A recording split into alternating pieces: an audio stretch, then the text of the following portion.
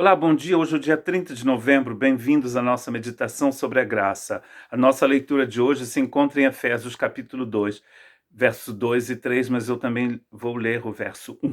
E vos vivificou, estando vós mortos em ofensas e pecados, em que noutro tempo andaste segundo o curso deste mundo, segundo o príncipe das potestades do ar, do espírito que agora opera nos filhos da desobediência, entre os quais todos nós também antes andávamos nos desejos de nossa carne, fazendo a vontade da carne e dos pensamentos, e éramos por natureza filhos da ira, como todos os outros. Nós falamos então na semana passada sobre esse verso 1, onde Paulo diz que nós estávamos mortos nas nossas ofensas e nos nossos pecados. Pecado vem de uma palavra que quer dizer não atingir o alvo.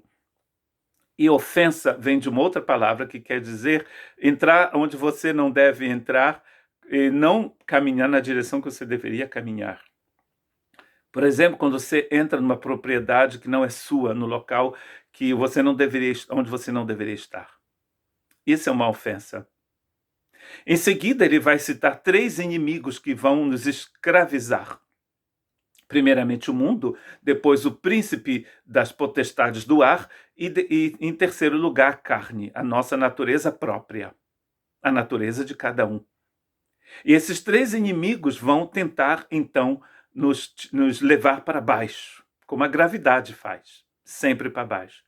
E aqui no livro de Efésios, no capítulo 1, no capítulo 2, no capítulo 3, Paulo diz que nós estamos nos lugares celestiais em Cristo Jesus. O único que pode te levar para os lugares celestiais é Jesus. Tenta pular de baixo até um edifício de 20 andares, como faz a Mulher Maravilha, o Wonder Woman. Mas é uma ficção. Tente, você não consegue. Porque cada vez que você tenta pular para subir, a gravidade te leva para baixo. O mundo te leva para baixo. O inimigo te leva para baixo. A sua carne também. Mas a graça de Deus te coloca nos lugares celestes. É o que ele vai dizer aqui em seguida, no capítulo 2, que vai ser a meditação de um outro dia. Te coloca nos lugares celestes. Ressuscita. Se você é filho de Deus, se você é discípulo de Cristo, esteja atento a isso. Você tem três inimigos aqui. O mundo é esse sistema social, político, econômico, cultural, que sempre vai te levar na direção contrária àquela que Deus quer te levar. Quando você assiste um filme, uma novela, um jornal, quando você se deixa influenciar pelos valores desse sistema, que a Bíblia também chama de século presente e que está passando. Já na época de Jesus já passava, imagina hoje. Está passando. É fumaça, é vapor. Construir a sua vida baseada nos valores do mundo é como construir a sua casa sobre a areia, como diz Jesus em Mateus capítulo 7. Ao invés de construirmos sobre a rocha, que é Cristo, a gente constrói sobre a areia do mundo. E quando a tempestade do Covid, ou perseguição, ou a falta de emprego, ou um monte de outras coisas chegam, se a nossa casa não estiver construída sobre a rocha, ela vai embora. O mundo passa, está escrito. Aquele que ama o mundo não ama o Senhor. O mundo aqui não é simplesmente o planeta, você já deve ter entendido. Não é o planeta onde a gente vive, que Deus inclusive disse que a gente teria que cuidar do planeta, do jardim onde Ele nos colocou. Mas é um sistema invisível. O sistema de corrupção, por exemplo, de idolatria, que reina no mundo artístico, no futebol. Todo esse sistema centralizado sobre o mal, sobre o homem caído, a Bíblia chama isso de mundo. Esse cosmos invisível que está destruindo a sociedade criada por Deus, que destrói a família. Isso tudo é o mundo. E o mundo trabalha aqui com o príncipe das potestades do ar. Potestades do ar aqui faz pensar no inverno, por exemplo, no norte da França, ou na Inglaterra, se você já esteve aqui na Europa. No inverno, às vezes você vê aquela neblina, aquele sol que não consegue atravessar, aquela luz que não consegue atravessar a neblina que reina pelos séculos dos séculos. Eu já morei 14 anos no norte da França, e os invernos lá na Bélgica, na Holanda, às vezes são complicados.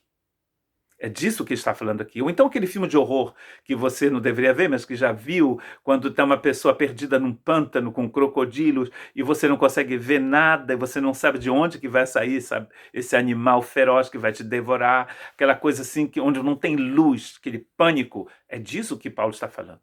O príncipe da potestade do ar. E finalmente aqui a carne. Os desejos da carne. E o verbo aqui é andar. No verso 2 ele diz andastes. No verso 3 ele diz como andávamos. Estávamos andando segundo esses três inimigos.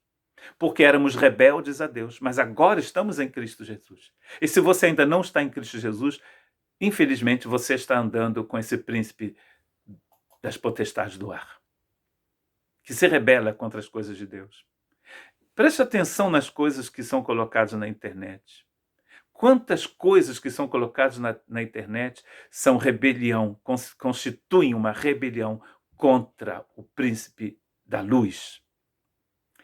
E não existe tipo de Suíça, né? Aqui na Europa a gente sempre fala da Suíça, que sempre foi um país neutro, né? Durante as guerras eles sempre eram neutros, né? Só que a gente descobriu mais tarde que não tinha neutralidade, né?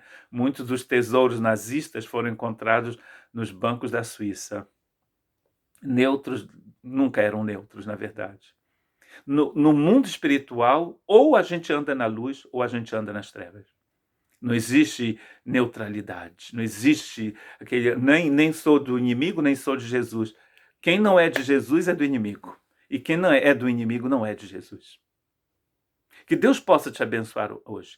Se você conhece o Senhor, se você é discípulo de Cristo, saiba que você vive na graça e que você foi liberto do mundo, do diabo e da carne.